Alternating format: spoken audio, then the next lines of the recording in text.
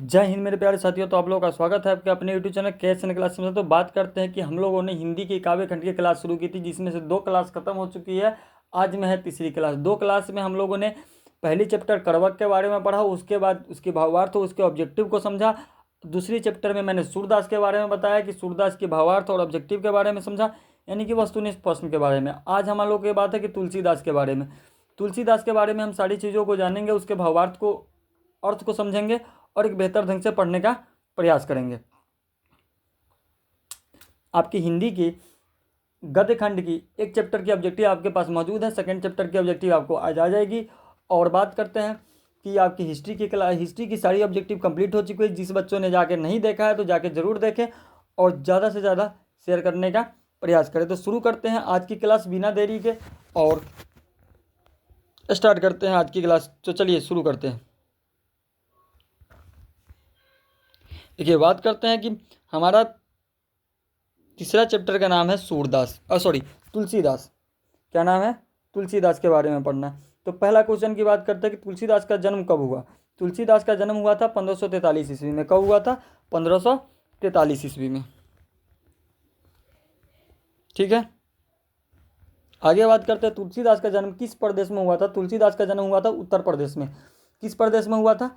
उत्तर प्रदेश में। आगे बात करते हैं काशी में कितने वर्षों तक रहकर तुलसीदास ने शिक्षा प्राप्त की। तो काशी में 10 वर्ष तक रहकर तुलसीदास ने शिक्षा प्राप्त की। कितनी वर्षों तक? 10 वर्षों तक। आगे बात करते हैं रामचरितमानस की रचना है किसकी है। तो तुलसीदास की रामचरितमानस की रचना। आगे बात करें तुलसीदास किस शाखा के कवि है। तो तुलसीदास राममार्गी शाखा के कवि है। किस शाखा के कवि है? राममार्गी शाखा के कवि। आगे बात करें दूसरे पद में तुलसी ने अपना परिचय किस रूप में दिया। तो दूसरे पद में अपना परिचय तुलसी ने भिखारी के रूप में दिया। किसके रूप में दिया? भिखारी के रूप में दिया। ठीक है, चलिए अगला क्वेश्चन देखते हैं। तुलसीदास को किस चीज़ की भूख थी। तो तुलसीदास को भक्ति के भूख थी। किसकी भूख थी? भक्ति के भूख थी। आगे बात करते हैं तुलसीदास का पठित पद किस भाषा में है। तो तुलसीदास का पठित पद जो है वो अवधी भाषा में है। किस भाषा में है? अवधी भाषा में है। ठीक है, आगे बात करते हैं तुलसीदास ने प्रथम पद में किसकी स्तुति की। तो तुलसीदास ने प्रथम पद में सीता जी की स्तुति की। किसकी स्तुति की? सीता जी की स्तुति की। ये सारी चीज़ों को हम लोग पढ़ेंगे, अभी पढ़ेंगे। इसके भावार्थ में पहले पद में ये सीता जी की स्तुति की है, उसके बारे में भी जानेंगे। और उसके बाद वो सेकेंड वाले में भक्ति को भिखारी के रूप में भी देखेंगे कि वह क्या कह रहे हैं। ठीक है, तो चलिए अगला बात करते हैं तुलसीदास के दोनों पदों में किस रस की व्यंजना हुई है। तो भक्ति रस की। तुलसीदास की दोनों पदों में भक्ति रस की व्यंजन हुई है। ठीक है, आगे बात करें तुलसीदास के प्रथम पद में अपना परिचय किस रूप में दिया है। तो तुलसीदास ने अपना परिचय प्रथम पद में सीता के दास के रूप में दिया है। किसके? सीता के दास के रूप में दिया है। चलिए अगला बात करते हैं। कम्बटुक अंबर अवसर पाई में अब संबोधन किसके लिए है। तो सीता के लिए। किसके लिए संबोधन है? तो सीता के लिए। ध्यान रखिएगा, एक एक चीज़ें सारी VVI के क्वेश्चन है, मोस्ट इंपॉर्टेंट क्वेश्चन है आपके 2025 के एग्जाम के लिए। तो एक एक क्वेश्चन को बेहतर ढंग से देखिएगा और समझिएगा और याद करने का प्रयास कीजिएगा। ठीक है, तो आगे चलते हैं। कौन तुलसीदास के मित्र नहीं थे। तो सूरदास तुलसीदास के मित्र नहीं थे। याद रखिएगा, ऐसे क्वेश्चनों में बच्चे फंसते हैं, तो याद रखिएगा तुलसीदास का मित्र सूरदास नहीं थे। आगे बात करते हैं कौन सी रचना तुलसीदास की है। तो विनय पत्रिका तुलसीदास की रचना है। कौन सी रचना? विनय पत्रिका तुलसीदास की रचना है। आगे बात करते हैं कौन सी रचना तुलसीदास की नहीं है। तो आखिरी कलल तुलसीदास की रचना नहीं है। आखिरी कल होगा यहाँ पे कि तुलसीदास की रचना नहीं है। कवितावली की रचनाकार है। तो कवितावली की रचनाकार आपके तुलसीदास हैं। ठीक है, आगे बात करते हैं। हनुमान बाहुक को तुलसीदास किस कृति का एक अंग माना जाता है। तो हनुमान बाहुक को तुलसीदास का कवितावली का एक अंग माना जाता है। अगला देखिए, अगला कह रहा है रामचरितमानस का प्रधान रस है। रामचरितमानस का प्रधान रस भक्ति रस है। क्या है? भक्ति रस है। अगला बात करते हैं निम्नलिखित में रामचरितमानस क्या है। रामचरितमानस एक महाकाव्य है। क्या है? एक महाकाव्य है। रामचरितमानस क्या है? एक महाकाव्य है। कौन सी रचना तुलसीदास की नहीं है। तो राधा स्तुति तुलसीदास की रचना नहीं है। ध्यान रखिएगा सारी चीज़ों को और बेहतर ढंग से पढ़ने का प्रयास कीजिएगा। बार बार कह रहा हूँ कि मोस्ट इंपॉर्टेंट क्वेश्चन है आपके 2025 के एग्जामों के लिए। तो एक बेटर ढंग से पढ़ने का प्रयास कीजिएगा हर सारी चीज़ों को। ठीक है, अगला बात करते हैं रामचरितमानस की भाषा है। तो रामचरितमानस की भाषा जो है वो है अवधी है। कौन सी भाषा है? वो है अवधी है। अगला बात करते हैं विनय पत्रिका की भाषा है। तो विनय पत्रिका की भाषा है अंतवर्दी यानी कि वर्ज भाषा है। कौन सी भाषा है? विनय पत्रिका वर्ज भाषा है, याद रखिएगा। आगे बात करते हैं तुलसीदास का जन्म कहाँ हुआ था? तो तुलसीदास का जन्म हुआ था राजापुर में। कहाँ हुआ था? आपके राजापुर, बांदा, उत्तर प्रदेश में। ठीक है, ध्यान रखिएगा सारी चीज़ों को। आगे बात कर तुलसीदास का मूल नाम क्या था? तो तुलसीदास का मूल नाम था राम बोला। क्या नाम था? तुलसीदास का जो मूल नाम था वो था राम बोला। आगे बात करते तुलसीदास के शिक्षा गुरु थे। तो तुलसीदास के शिक्षा गुरु थे शेष सनातन। कौन थे? शेष सनातन तुलसीदास के शिक्षा गुरु थे। आगे बात करते हैं इनमें से कौन सी रचना तुलसीदास की है? तो विनय पत्रिका तुलसीदास की रचना है। क्वेश्चन बार बार रिपीट किया जा रहा है, मेरी मिस्टेक। ठीक है, कौन सी कृति तुलसीदास रचित है? तो रामचरितमानस तुलसीदास रचित है, ये भी रिपीट किया गया है। ठीक है, अगला क्वेश्चन बात करते हैं कौन सी कृति तुलसीदास द्वारा रचित नहीं है? तो पंचवटी, याद रखिएगा, तुलसीदास द्वारा रचित नहीं है। आगे बात करते हैं पाठ्य पुस्तक में संकलित तुलसीदास के पद तुलसीदास की किस कृति के लिए लिया गया है? तो पाठ्य पुस्तक में संकलित तुलसी के पद तुलसीदास के विनय के पद से लिया गया है। ठीक है, अगला बात करते हैं तुलसीदास किस काल के कवि थे? ठीक है, अगला बात करते हैं तुलसीदास किस काल के कवि थे? तो तुलसीदास भक्ति काल के कवि थे। कविता वाली के रचनाकार है। तो कविता वाली के रचनाकार है तुलसीदास। अब चलते हैं हमारे मेन पॉइंट पे, जहाँ से क्वेश्चन 2 जरूर पूछे जाते हैं, भावार्थ से। तो मैं बता दूं, भावार्थ को बेहतर ढंग से समझने का प्रयास कीजिएगा। बार बार कहता हूँ, अगर इसकी PDF चाहिए तो हमारे टेलीग्राम चैनल को जाकर ज्वाइन कीजिए, वहाँ पे आपको PDF प्रोवाइड करा दी जाएगी। आपको यूट्यूब पर इसकी PDF नहीं मिलने वाली है। जहाँ तक आपने देखा है कि इसमें 71 पेजों का क्या है, 71 पेजों का आपका ये PDF है, भावार्थ और वस्तुनिष्ठ दोनों लगाकर। ठीक है, तो चलिए अगला बात करते हैं क्या अगला बात करते हैं क्या भावार्थ। अब समझिए भावार्थ के बारे में। भावार्थ क्या कहता है? पहला भावार्थ है मेरा कि कबहुक अम्ब अवसर पाई, मरियो सुधी दुआवी, कछु करुण कथा चलाई। कहने का मतलब है, प्रस्तुत पंक्ति कहाँ से लिया गया है? विनय पत्रिका से लिया गया है। याद रखिएगा कि राम की स्तुति जो सीता को जो तुलसीदास कह रहे हैं वो कहाँ से लिया गया है? तो विनय पत्रिका से लिया गया है। सीता स्तुति खंड से ली गई है, जिसमें महाकवि तुलसीदास सीता माता को कहकर संबोधित करते हैं कि माँ, कभी उचित अवसर पाकर आप प्रभु के से कोई करुणा की प्रश्न छेड़कर मेरी भी याद प्रभु को दिला देना। कह रहे हैं कि तुलसीदास पहले पद में कह रहे हैं कि हे माँ, कभी एक उचित अवसर पाकर प्रभु को मेरी याद एक बार ज़रूर दिला दीजिएगा कि मैं उनका एक भक्त हूँ जो काफ़ी मुश्किलों में हूँ। आगे पढ़ेंगे इस सारी चीज़ों को, अभी से शुरुआत किया है, इस चीज़ों को देखेंगे इसमें कि हाँ तुलसीदास वो सीता माता से क्या कह रही है। तो पहला पद में ये कह रही है कि हे माँ, अगर उचित अवसर पाकर आप प्रभु से कहिएगा, प्रसंग छेड़कर मेरी याद प्रभु को दिला दीजिएगा। अब दूसरे श्लोक में क्या कहते हैं? दिन सब अंगिन छीन मलिन अधि अधाई, नाम ले भरे उधर एक प्रभु दासी दास कहाई।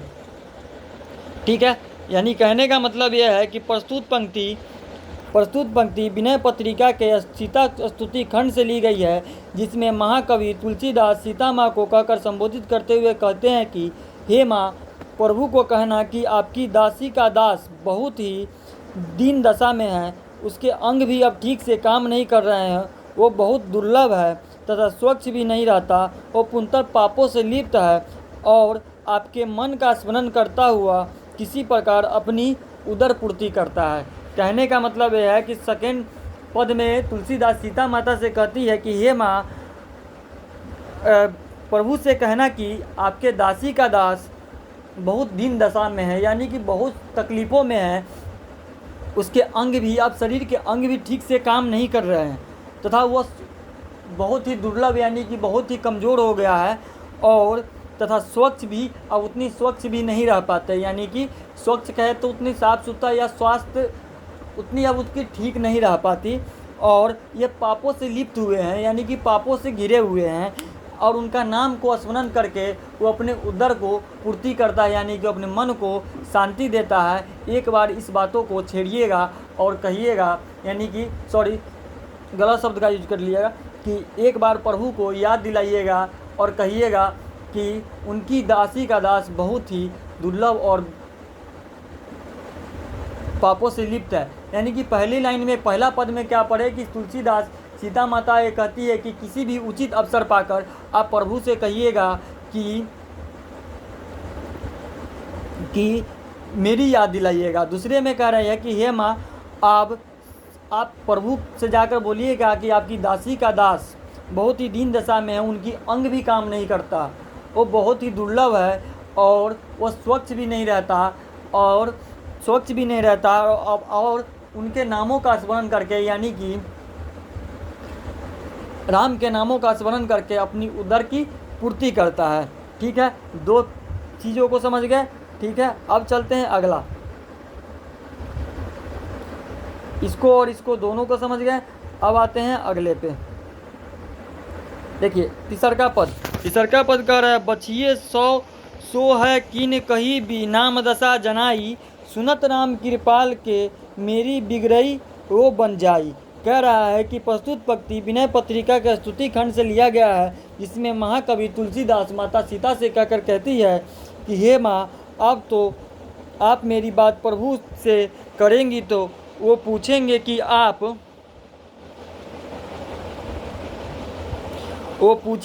आप किसकी बातें कर रहे हैं, तो आप प्रभु का मेरा नाम और मेरी दशा बता देना, क्योंकि अगर मेरी स्थिति प्रभु को पता चला तो मेरे बिगड़े हुए काम भी बन जाएंगे। अब तुलसीदास तीसरे पद में कह रहा है कि हे माँ, अगर आप प्रभु से मेरी बातों को करना तो कहना कि अगर वो पूछेंगे मेरी बारे में तो कहना कि मेरी नाम और मेरी दशा बता देना। अगर मेरी बारे में पूछे, अगर मेरी स्थिति के बारे में प्रभु को पता चल गई तो मेरे बिगड़े हुए काम भी क्या हो जाएगा, बन जाएगा। इतना उनको एक श्री राम पे, एक राम जी पे विश्वास था तुलसीदास को कि अगर उनको सिर्फ और सिर्फ मेरी बातें पता चल गई तो, और मेरी दशा के बारे में पता चल गई तो मेरे बिगड़े हुए काम भी बन जाएंगे। ठीक है, अब पहले का सबसे लास्ट श्लोक की बातें करते हैं। जानकी जग जननी जन की किए वचन सहाय, तरे तुलसीदास भवतौ नाथ गुण गंजाई। कहने का मतलब है कि प्रस्तुत पंक्ति विनय पत्रिका सीता स्तुति खंड से लिया गया है। ये आपको भावार्थ में लिखना पड़ेगा यह लाइन, कि जिसमें महाकाव्य तुलसीदास सीता माता से कहकर संबोधित करते कि हे माँ, वैसे तो आप पूरे संसार की माँ हैं, आप अपनी कृपा से पूरे संसार पर बरसती हैं, अपनी कृपा पूरे संसार पे बरसाती हैं, लेकिन इसके बावजूद अगर मेरी सहायता करेंगी तो मैं आपको नाथ का गुण गान करके भवसागर को पार कर जाऊंगा। कहने का मतलब है, तुलसीदास कहता है कि हे माँ, आप तो पूरी संसार की माँ है, सीता माता से कहती है, आप पूरी संसार पे अपनी कृपा बरसाती है।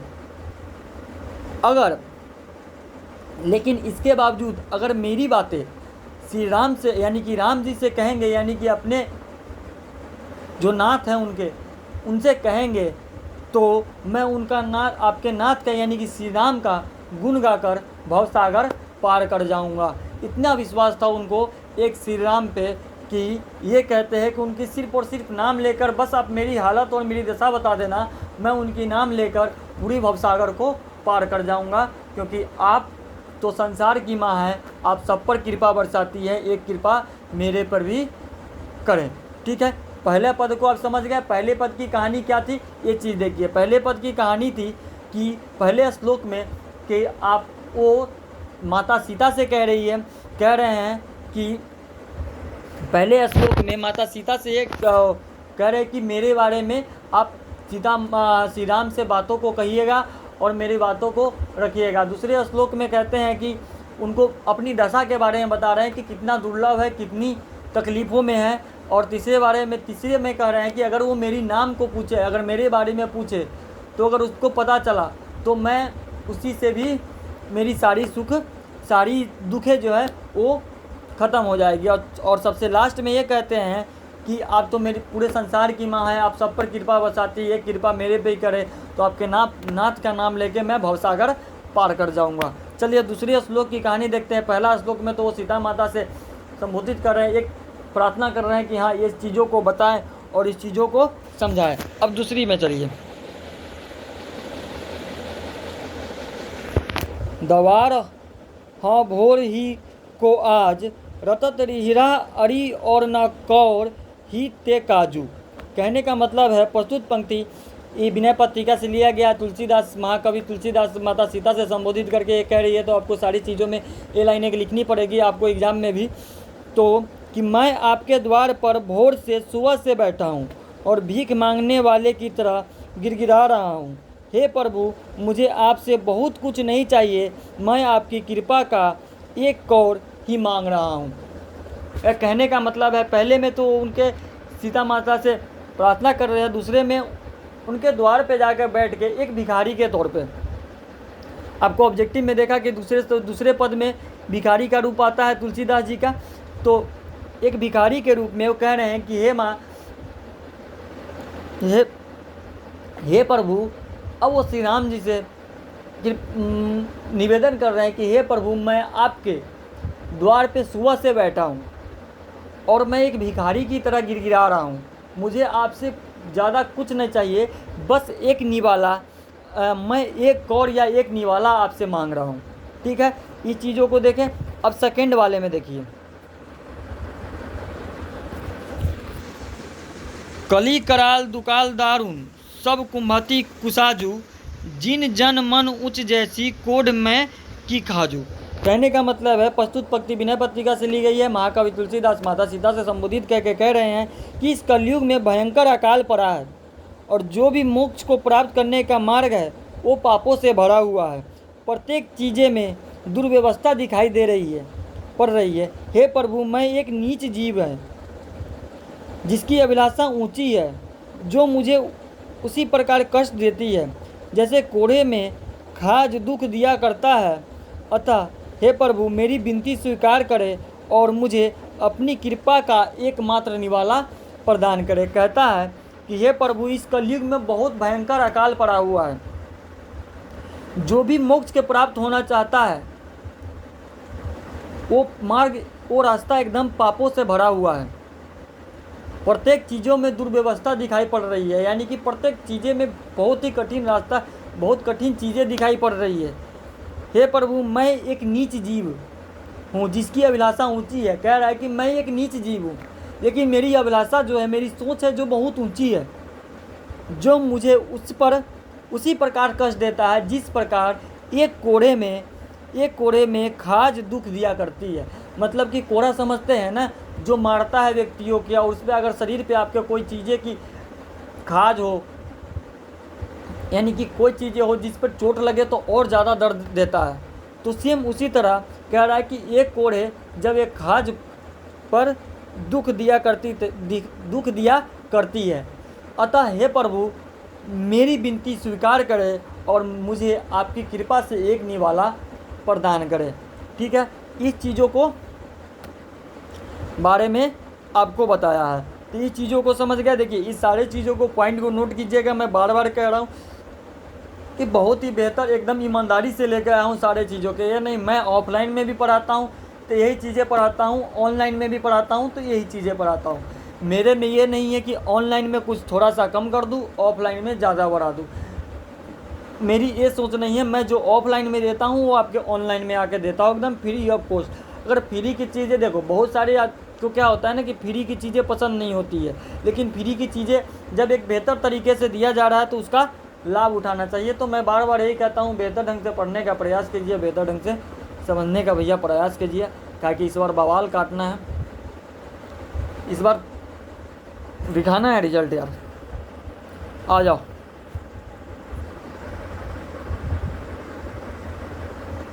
इस बार ना बस ये साबित कर देना है कि ऑफलाइन से ज़्यादा ऑनलाइन में ताकत है, क्योंकि आने वाले समय में आपको सबसे ज़्यादा ऑनलाइन चीज़ें दिखाई देगी, ऑफलाइन दिखाई नहीं देगी, चाहे कोई भी चीज़ हो। ठीक है, अगला देखिए,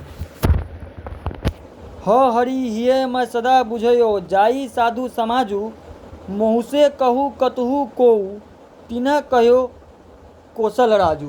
कहने का मतलब है, देखिए मैं एक चीज़ बता दूं, कहीं पर इसमें मिस्टेक हो तो इसके बारे में ये ना कहिएगा कि पहले अच्छे से लिख लो, उसके बाद बहुत सारे होते हैं जो निगेटिव बातें करते हैं, जैसे कि मेरे जो विरोधी होंगे वही करेंगे, दूसरा तो कोई नहीं करेंगे। तो इसमें टाइपिंग करने में थोड़ी सी मिस्टेक हो सकती है, क्योंकि मैं खुद टाइपिंग करता हूँ, खुद पहले लिखता हूँ, उसके बाद नोट्स बनाता हूँ, फिर खुद जाके उसको टाइप करता हूँ, तब मैं आके यहाँ पे पढ़ाता हूँ।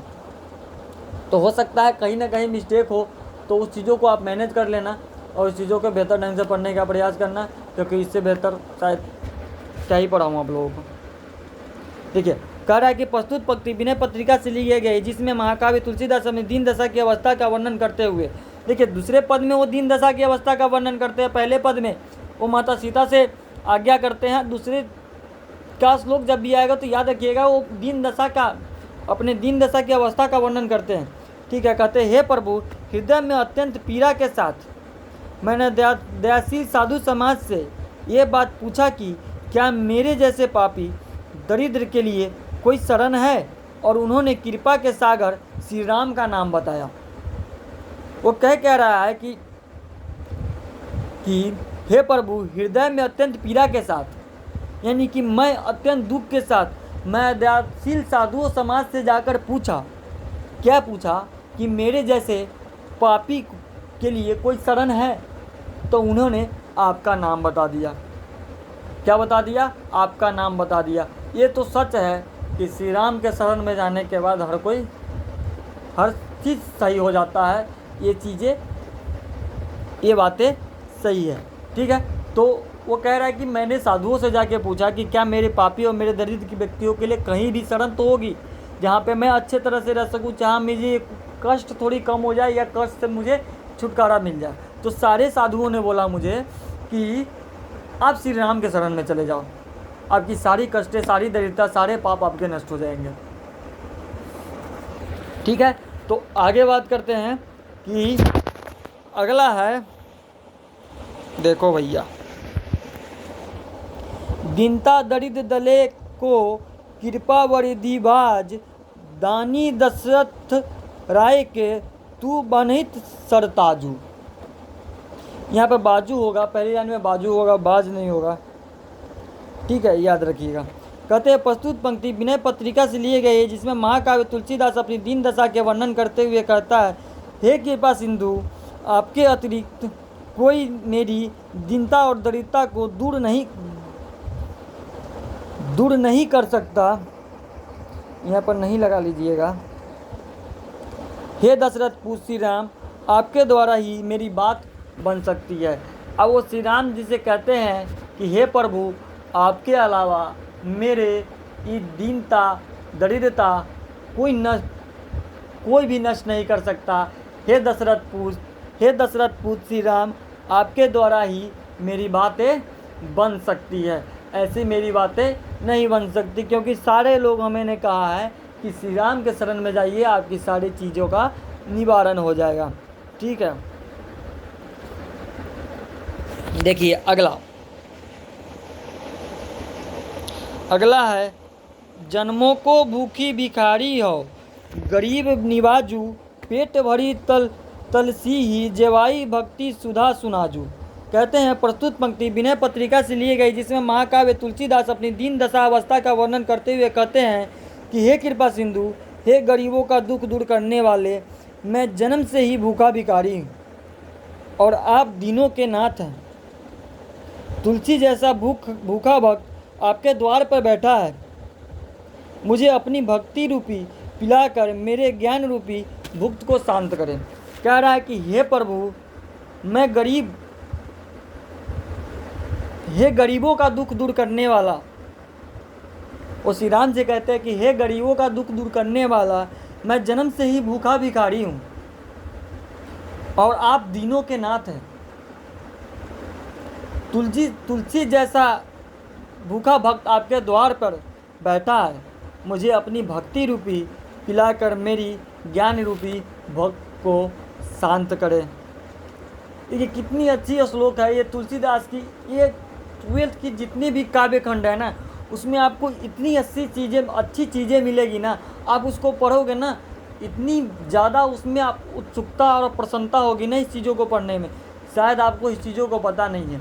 तो एक बेहतर ढंग से पढ़ने का प्रयास कीजिएगा और बेहतर ढंग से समझने का प्रयास कीजिएगा, क्योंकि अगर आप इस चीज़ों को नहीं पढ़ेंगे, अगर आप नहीं समझेंगे, तो देखिए क्या है ना कि आपकी 12th आपके भविष्य का निर्माण करती है। सबसे चीज़ें 10th आपकी भविष्य को उतनी ज़्यादा निर्माण नहीं करेगी, लेकिन 12th आपके भविष्य का निर्माण करती है। और आपने अगर सही ढंग से पढ़ा है तो देखा होगा 12th की सारी सिलेबस से कि आपके आने वाले सारे चीज़ों में 12th कितनी ज़रूरी है, किस चीज़ के लिए ज़रूरी है, वो चीज़ों को आप बेहतर ढंग से समझिए और बेहतर ढंग से पढ़ने का प्रयास कीजिए। जब तक आप बेहतर ढंग से नहीं समझेंगे और बेहतर ढंग से पढ़ने का प्रयास नहीं करेंगे, तो शायद आप कोई चीज़ों को समझ नहीं पाएंगे और कर नहीं पाएंगे। इसीलिए आज की क्लास मैं यहीं पे ख़त्म करता हूँ। सारे से अनुरोध है कि बेहतर ईमानदारी के साथ पढ़ने का प्रयास कीजिए, बेहतर ढंग से समझने का प्रयास कीजिए। जब तक आप समझोगे नहीं तब तक आप पढ़ ना पाओगे। इसीलिए धन्यवाद, मिलते हैं आज ही एक नेक्स्ट क्लास में, जहाँ पर होगा आपका गद्य खंड सेकेंड पार्ट की क्लास शुरू की जाएगी और उसको बेहतरीन ढंग से पढ़ने का प्रयास कीजिएगा। बातचीत आपकी क्लास की ऑब्जेक्टिव ख़त्म हो गई है, अब सेकेंड चैप्टर की बारी है, तो सेकेंड चैप्टर में आके मिलते हैं। तो जय हिंद, मिलते हैं नेक्स्ट क्लास में।